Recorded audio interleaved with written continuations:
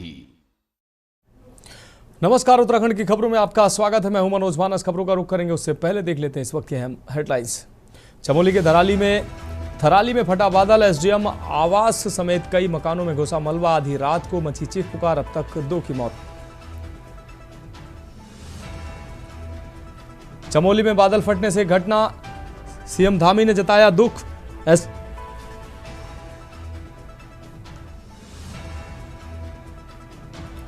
बढ़ते अपराध के खिलाफ कांग्रेस ने की प्रेस कॉन्फ्रेंस, जितेंद्र की आत्महत्या मामले को बताया गंभीर, राजनीतिक दबाव में कांग्रेसियों को बचाने का आरोप, माफ कीजिएगा आरोपियों को बचाने का आरोप। हरिद्वार में किसानों पर लाठीचार्ज, आक्रोशित हुए किसान, कांग्रेस कार्यकर्ताओं ने मुख्यमंत्री और राज्यपाल को संबोधित ज्ञापन तहसीलदार को सौंपा। उत्तराखंड में मानसून ने एक बार फिर पकड़ी रफ्तार, जिससे प्रदेश के कई हिस्सों में तबाही का मंजर। देहरादून में इस बार नहीं हुआ जलभराव। और उत्तराखंड में बर्ड फ्लू का कहर जारी, आपको बता दें, जानवरों की 24 घंटे की जा रही निगरानी। जानवरों की डाइट में चिकन सहित पक्षियों के मांस के उपयोग पर रोक। के न्यूज, खबरों का सारथी।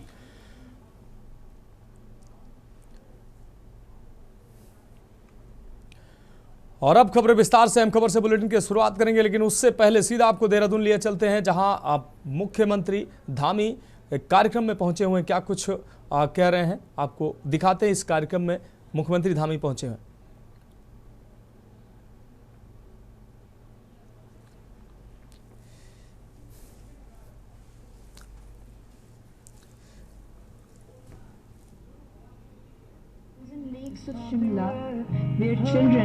तो Asian open short track speed Tracking Trophy 2025 कार्यक्रम में मुख्यमंत्री शामिल हुए हैं।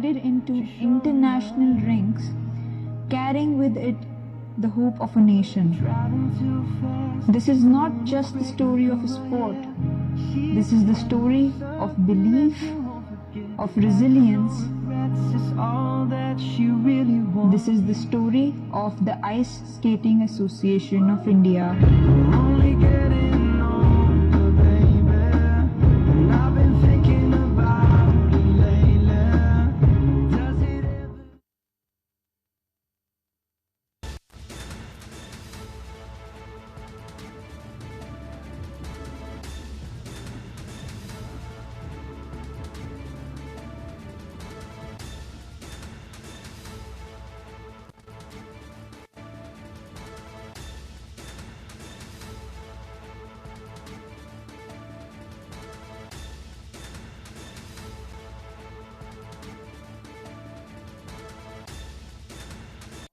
माता की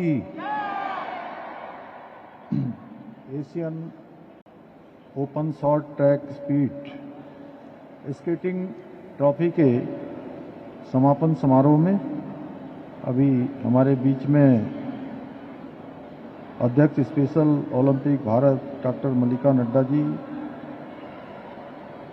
श्री माइक चैंग कोरिया से, श्रीमती मिल्डॉक जेम्सर नीदरलैंड से, श्री सू शरण चीन से, श्रीमती सोनिया चोंग सिंगापुर से, अमित सिन्हा जी विशेष खेल सचिव, श्री आशीष चौहान जी, और जिन्होंने इस शानदार संयोजन इस Asian open short track speed tracking skating trophy का किया है। अध्यक्ष ice skating association Bharat Shri Amitabh Sharma ji, और यहाँ पर उपस्थित हमारे सभी देशों से पधारे हुए सभी खिलाड़ी, सभी प्रतिनिधिगण और सभी खेल प्रेमी भाइयों एवं बहनों, मैं आप सभी का इस शानदार ट्रॉफी में यहाँ पधारने पर देवभूमि उत्तराखंड के मुख्य सेवक के रूप में आप सभी का हृदय से स्वागत करता हूँ, आप सबका अभिनंदन करता हूँ। साथ ही ये हम लोगों के लिए बहुत गर्व का विषय है कि भारत में पहली बार आयोजित हो रही शीतकालीन खेलों की इस अंतर्राष्ट्रीय प्रतियोगिता के आयोजन की मेजबानी का शुभ अवसर देवभूमि उत्तराखंड को प्राप्त हुआ है। मैं इस प्रतियोगिता के सफल आयोजन के लिए ice skating association of India, Uttarakhand ice skating association सहित सभी आयोजकों को और खेल विभाग की पूरी टीम को बधाई देता हूं। मुझे जानकर अत्यंत प्रसन्नता हो रही है कि इस अंतर्राष्ट्रीय प्रतियोगिता में एशिया के 11 देशों से 200 से भी अधिक खिलाड़ियों ने 9 अलग अलग प्रतिस्पर्धाओं में प्रतिभाग कर अपने उत्कृष्ट प्रदर्शन के द्वारा सभी दर्शकों को रोमांचित करने का काम किया है। मैं इस अवसर पर विभिन्न प्रतिस्पर्धाओं में विजय होकर मेडल प्राप्त करने वाले सभी खिलाड़ियों को भी बधाई देता हूं। साथ ही आशा करता हूं जो खिलाड़ी जीत से कुछ कदम दूर रह गए हैं वे इसे अपनी खेल क्षमताओं में सुधार लाने के एक अवसर के रूप में देखेंगे। ये हम सभी के लिए अत्यंत गर्व का विषय है कि भारत के खिलाड़ियों ने उत्कृष्ट खेल कौशल का प्रदर्शन करते हुए 4 स्वर्ण पदक सहित अनेकों पदक प्राप्त किए हैं। मुझे पूरा विश्वास है कि ये प्रतियोगिता भारत में शीतकालीन खेलों के नए युग की शुरुआत का प्रतीक बनेगी और हमारे खिलाड़ियों को अंतर्राष्ट्रीय स्तर पर उत्कृष्ट प्रदर्शन करने के लिए प्रेरित करेगी। भाइयों बहनों, आदरणीय प्रधानमंत्री श्री नरेंद्र मोदी जी अपने कार्यकाल के प्रारंभ से ही खेलो इंडिया, फिट इंडिया मूवमेंट जैसे कार्यक्रमों के माध्यम से देश में खेल संस्कृति को प्रोत्साहित करने का कार्य कर रहे हैं। आज आदरणीय प्रधानमंत्री जी के कुशल नेतृत्व में भारत खेलों के क्षेत्र में नई ऊंचाइयों को छू रहा है और अपनी वैश्विक पहचान, विशिष्ट पहचान बना रहा है। उनके मार्गदर्शन में हमारी सरकार भी प्रदेश के अंदर खेल संस्कृति को बढ़ावा देने के लिए, खिलाड़ियों को प्रोत्साहित करने के लिए निरंतर प्रयास कर रही है। इसी वर्ष हमारे राज्य में आयोजित हुए 38वें राष्ट्रीय खेलों के भव्य एवं सफल आयोजन ने उत्तराखंड को देवभूमि के साथ साथ खेल भूमि के रूप में भी स्थापित करने का मार्ग प्रशस्त किया है। इन खेलों में उत्तराखंड के खिलाड़ियों ने 103 पदक जीतकर पहली बार राष्ट्रीय खेलों में 7वां स्थान प्राप्त करके एक इतिहास रचने का काम किया है। हमने उत्तराखंड में 517 करोड़ रुपए की लागत से अत्याधुनिक स्टेडियम बनाने के साथ ही लगभग 100 करोड़ रुपए की लागत से अंतर्राष्ट्रीय स्तर के खेल उपकरण लाकर उत्तराखंड में विश्व स्तरीय स्पोर्ट्स इंफ्रास्ट्रक्चर विकसित किया है। इसी का परिणाम है कि आज उत्तराखंड केवल राष्ट्रीय नहीं बल्कि अंतर्राष्ट्रीय खेल प्रतियोगिताओं के आयोजन के लिए भी एक महत्वपूर्ण स्थान बन गया है। इसके साथ ही आज यह विश्व स्तरीय स्टेडियम और खेल सुविधाएं प्रदेश की खिलाड़ियों की ट्रेनिंग का एक मजबूत आधार बन चुके हैं। हमारी सरकार ने देवभूमि उत्तराखंड को खेल भूमि के रूप में स्थापित करने के उद्देश्य से वर्षों से बंद पड़ी इस हिमाद्री आइस रिंक का जीर्णोद्धार कर इसे पुनः खिलाड़ियों को समर्पित किया है। यह देश की एकमात्र ओलंपिक स्टैंडर्ड आइस रिंक है जिसमें खिलाड़ियों के प्रशिक्षण और अंतर्राष्ट्रीय प्रतियोगिताओं के आयोजन हेतु अत्याधुनिक व्यवस्थाएं की गई हैं। आज 14 वर्षों के बाद पुनः इस रिंक पर अंतर्राष्ट्रीय खेल प्रतियोगिता का आयोजन होना उत्तराखंड के लिए नहीं वरन पूरे देश के लिए गौरव की बात है। हमारी सरकार खेलों को बढ़ावा देने हेतु राज्य में स्पोर्ट्स लीगेसी प्लान भी लागू करने जा रही है, जिसके अंतर्गत 8 शहरों में 23 खेल अकादमियां स्थापित की जाएंगी। यही नहीं, हम राज्य में प्रथम खेल विश्वविद्यालय, महिला स्पोर्ट्स कॉलेज स्थापित करने की दिशा में भी तेजी से काम कर रहे हैं। भाइयों बहनों, प्रदेश में खेलों के समग्र विकास और खिलाड़ियों को प्रोत्साहित करने के लिए हमारी सरकार ने एक नवीन खेल नीति भी लागू की है। इस नीति के अंतर्गत राष्ट्रीय और अंतर्राष्ट्रीय स्तर पर पदक विजेता खिलाड़ियों को आउट ऑफ टर्न सरकारी नौकरी प्रदान की जा रही है। इसके साथ ही हमारी सरकार मुख्यमंत्री खेल विकास निधि, मुख्यमंत्री खिलाड़ी प्रोत्साहन योजना, मुख्यमंत्री उदयमान खिलाड़ी योजना तथा खेल किट योजना जैसे कार्यक्रमों के माध्यम से उभरते हुए खिलाड़ियों को प्रोत्साहित करने का काम कर रही है। यही नहीं, हम उत्तराखंड खेल रत्न पुरस्कार, हिमालय खेल रत्न पुरस्कार, प्रदान कर खिलाड़ियों की योग्यता को भी सम्मानित कर रहे हैं। इसके अतिरिक्त हमने राज्य की राजकीय सेवाओं में खिलाड़ियों के लिए 4% खेल कोटे को पुनः लागू कर दिया है, जिससे हमारे खिलाड़ियों के परिश्रम और उत्कृष्टता को उचित अवसर और सम्मान मिल सके। मैं आज के इस अवसर पर आप सभी से यही कहूँगा कि खेल में हार जीत से कहीं अधिक महत्वपूर्ण खेल भावना होती है, क्योंकि हमें अनुशासन, धैर्य, सहनशीलता, परस्पर सम्मान सिखाती है, जो केवल खेल परिसर तक ही सीमित नहीं रहते बल्कि जीवन के हर पहलू में हमारा मार्गदर्शन करते हैं। मुझे पूरा विश्वास है कि ये भावना आप सभी को न केवल खेलों में बल्कि जीवन के हर क्षेत्र में सफलता प्राप्त होने में सहायक सिद्ध होंगे। इसी विश्वास के साथ इस ऐतिहासिक आयोजन में शामिल होने वाले सभी खिलाड़ियों, प्रशिक्षकों, आयोजकों और खेल प्रेमियों को बधाई देते हुए आप सबके उज्जवल भविष्य की कामना करते हुए मैं अपनी बात समाप्त करता हूं। बहुत बहुत धन्यवाद।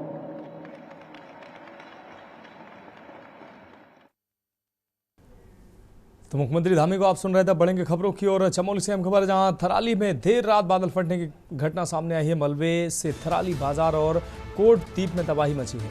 तहसील परिसर में कई वाहन मलबे में दबे हैं। सगवाड़ा में लापता युवती का शव बरामद हुआ है। चेपड़ो गांव में वृद्ध के लापता होने की सूचना है। वहीं एसडीआरएफ टीम मौके पर सक्रिय है। सर्चिंग एवं रेस्क्यू कार्य लगातार जारी है। सगवाड़ा में लापता युवती का शव बरामद हुआ है।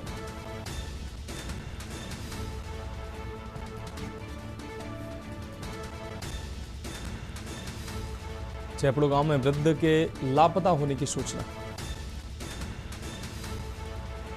तो एसडीआरएफ टीम मौके पर सक्रिय है। राहत बचाव कार्य जारी है। सर्चिंग एवं रेस्क्यू कार्य लगातार जारी है। तो चमोली से अहम खबर, थराली में देर रात बादल फटने की घटना सामने आई। मलबे से थराली बाजार और कोट द्वीप में तबाही मची। तहसील परिसर में कई वाहन मलबे में दबे। सगवाड़ा में लापता युवती का शव बरामद हुआ है।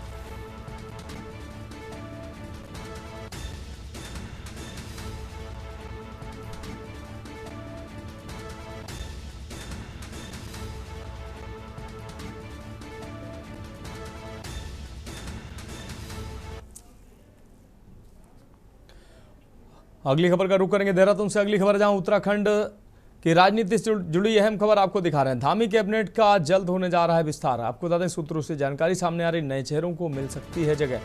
कैबिनेट में 5 पद खाली हैं, जिसमें नए चेहरों को जगह मिल सकती है। तो नए चेहरों को मिल सकती है जगह।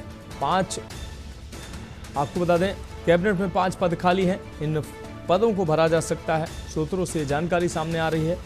धामी कैबिनेट का विस्तार जल्द हो सकता है, सूत्रों से जानकारी सामने आ रही है। धामी कैबिनेट का जल्द होने जा रहा है विस्तार, सूत्रों से ये जानकारी सामने आ रही है। नए चेहरों को मिल सकती है जगह।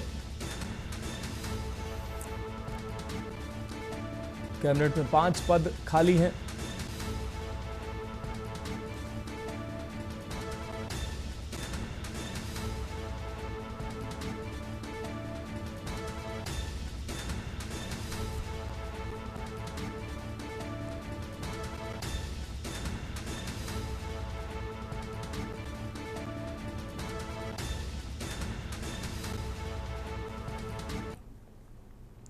बढ़ेंगे अगली खबर के। उत्तराखंड के चमोली जनपद के थराली क्षेत्र में शुक्रवार देर रात बादल फटने की घटना के बाद हालात गंभीर हो गए हैं। मुख्यमंत्री पुष्कर सिंह धामी ने इस आपदा पर गहरा दुख व्यक्त करते हुए राहत और बचाव कार्यों को तेज करने के निर्देश दिए हैं। जिला प्रशासन के साथ साथ एनडीआरएफ, एसडीआरएफ, आईटीबीपी और एसएसबी की टीमें संयुक्त रूप से रेस्क्यू ऑपरेशन चला रही। मलबे में दबे लोगों को सुरक्षित स्थानों पर शिफ्ट किया गया। इस हादसे में एक युवती की मृत्यु हो चुकी है और एक व्यक्ति अभी भी लापता है। मुख्यमंत्री धामी ने स्थानीय जनप्रतिनिधियों से भी संपर्क कर राहत कार्यों की जानकारी ली और सभी से सहयोग की अपील की।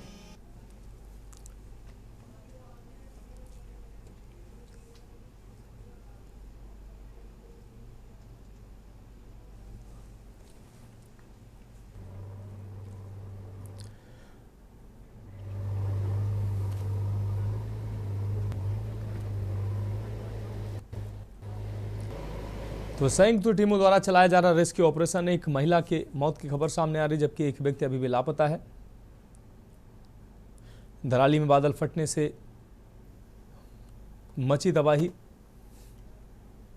उत्तरकाशी के धराली क्षेत्र की त्रासदी से अभी तक प्रदेश उबर भी नहीं पाया था कि चमोली जिले के थराली में शुक्रवार देर रात बादल फटने की एक और भयावह घटना सामने आई। इस प्राकृतिक आपदा ने एक बार फिर पूरे उत्तराखंड को चिंता में डाल दिया है। थराली कस्बे और आसपास के गांवों में भारी मलबा बहकर आया, जिससे कई घर, दुकानें और वाहन क्षतिग्रस्त हो गए।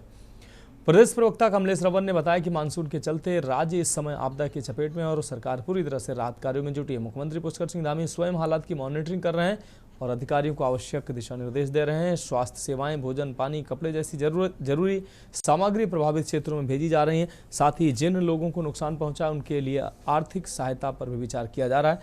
प्रदेशवासियों ने पीड़ितों के लिए प्रार्थना की है और आशा जताई कि भविष्य में ऐसी आपदाएं न आए और उत्तराखंड सुरक्षित रहे।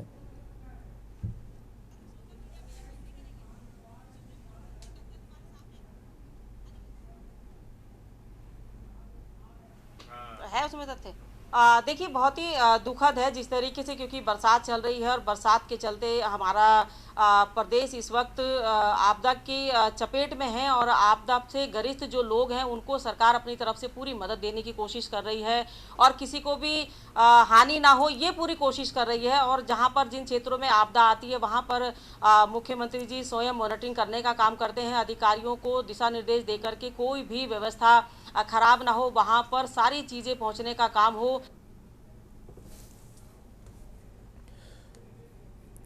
फिलहाल खबरों में वक्त एक ब्रेक का, जल्द हाजिर होंगे। आप देख रहे हैं के न्यूज़, खबरों का सारथी।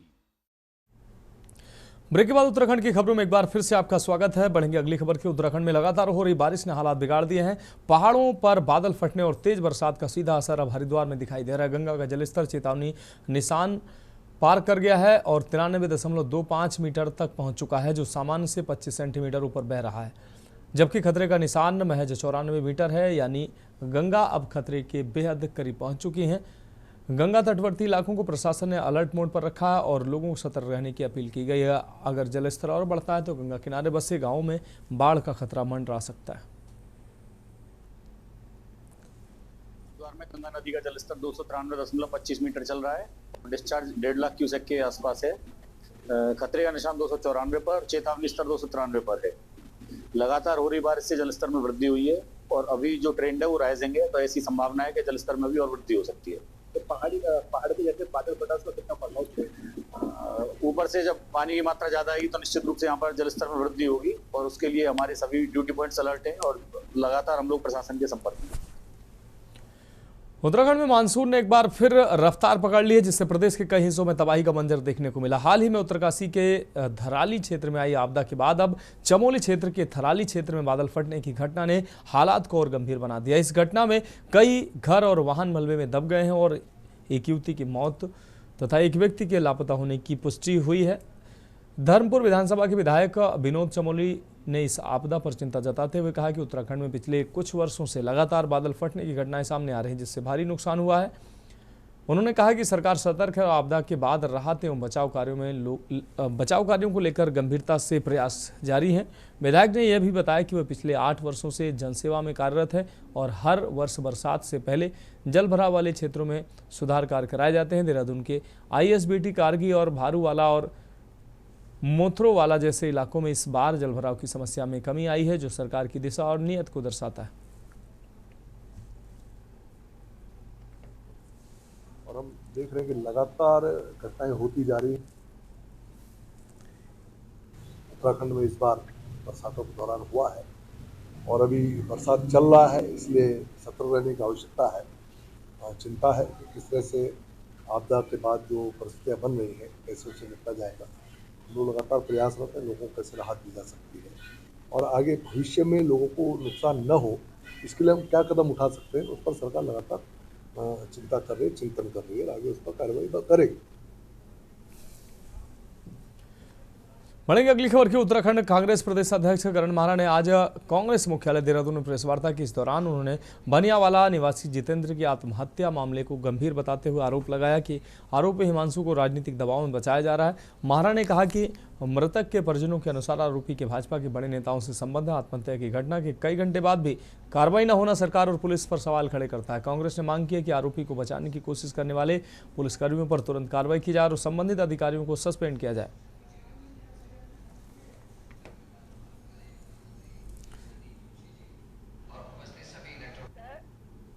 पुलिस किसी राजनीतिक दबाव में, सरकार के दबाव में हिमांशु को बचाने के लिए षड्यंत्र रच रही है और हम ये डिमांड कर रहे हैं कि पुलिस को, सरकार को तुरंत उस पूरे थाने को सस्पेंड करना चाहिए जिसने एक ही केस में 2 एफआईआर ली। इन्वेस्टिगेशन के बाद अगर कोई तथ्य आते हो समझ में आता है, लेकिन ऐसी क्या जरूरत पड़ी थी कोई पुलिस को एफआईआर करने के 3 घंटे के अंदर दूसरी एफआईआर करनी पड़ी।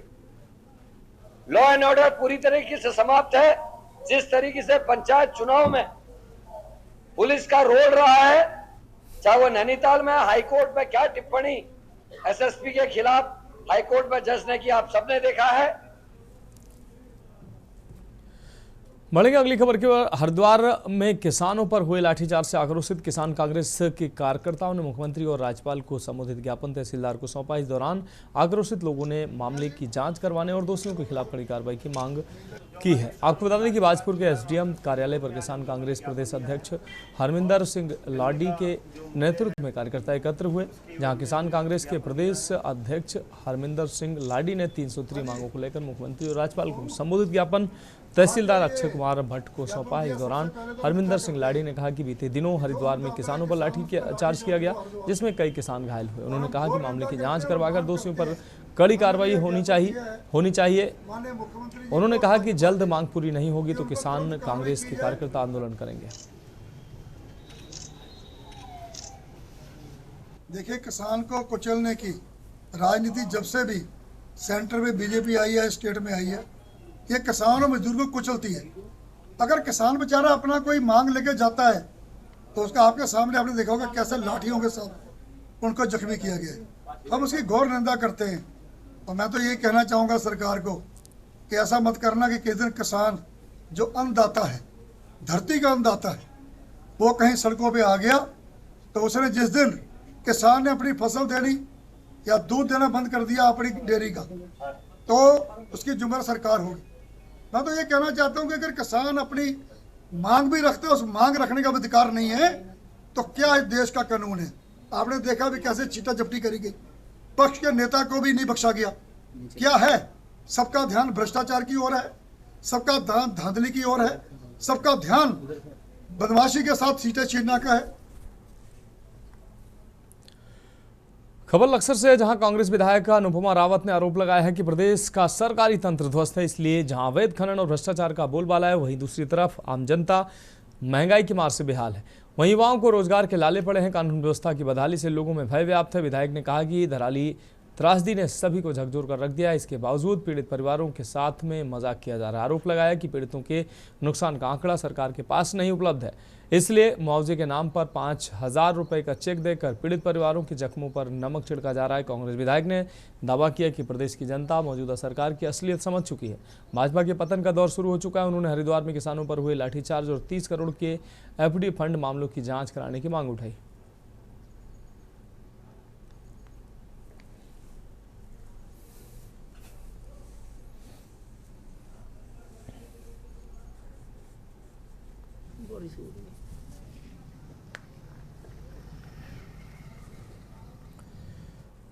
लक्सर में पानी फिर से मुश्किल बढ़ाने पर आमादा है। शनिवार दोपहर को गंगा नदी में पानी का स्तर चेतावनी के निशान 293 मीटर से ऊपर पहुंच गया है।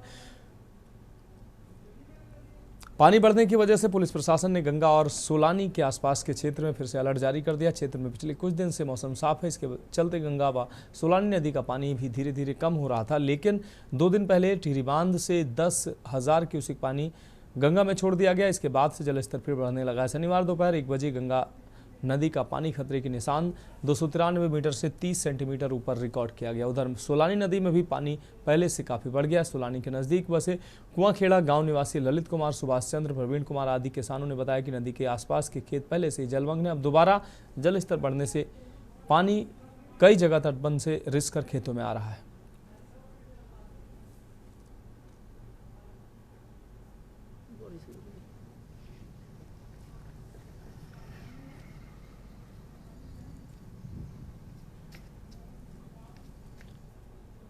नैनीताल जिला पंचायत चुनाव में कांग्रेस विधायक के साथ अभद्रता के बाद हल्द्वानी से कांग्रेस विधायक सुमित हृदय का गनर हटा दिया गया है, लेकिन सुमित हृदय ने नया गनर को लेने से इनकार कर दिया है। विधायक सुमित का कहना है कि कप्तान के हम पर निगरानी पर हमला होता है और कप्तान की ही निगरानी पर किडनैपिंग कांड होता है और अब वह हमारे गनर हटाकर अपना जासूस हमारे साथ लगाना चाहते हैं, जो हम होने नहीं देंगे। इसलिए हमने गनर वापस भेज दिया है और सुमित हृदय का सीधा आरोप है कि यदि उनके साथ किसी भी प्रकार की कोई भी घटना घटित होती है, इसकी जिम्मेदारी राज्य सरकार और नैनीताल के जिले के कप्तान की होगी।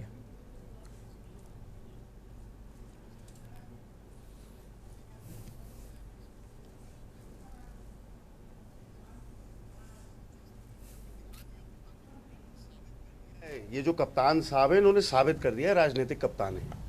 पूरी भारतीय जनता पार्टी के द्वेष भावना से हमारे प्रति कार्य कर रहे हैं। अरे मेरा गनर है, मैं कोई कंप्लेंट करता या मुझे लगती कमी तब आप हटाइए। विश्वसनीय जानबूझ के गनर हटाया जा रहा है ताकि इनकी LIU मेरी गाड़ी में बैठ जाए और मेरी गतिविधि को ये मॉनिटर करे। तो मैंने इनको इनकी सुरक्षा इनको हवाले कर दी है। हाँ, मेरे पे जरा सी भी आँच आई, मेरे साथ कुछ भी होता है, मैं कह रहा हूँ रोड एक्सीडेंट हो जाए, कुछ भी हो जाए, इसकी जिम्मेदारी पूर्णतः नैनीताल पुलिस की और राज्य की सरकार की और इन कप्तान साहब की है। इन्होंने द्वेष भावना के साथ कार्य करा है। अरे मैं इनको चैलेंज करता हूं, कोर्ट में जो इनको लताड़ा गया है, जहां इनकी बोलती बंद कर दी थी चीफ साहब ने। फिलहाल उत्तराखंड की खबरों में अभी के लिए मेरे साथ इतना ही। मुझे दीजिए इजाजत और आप देखते रहिए के न्यूज इंडिया। आप देख रहे हैं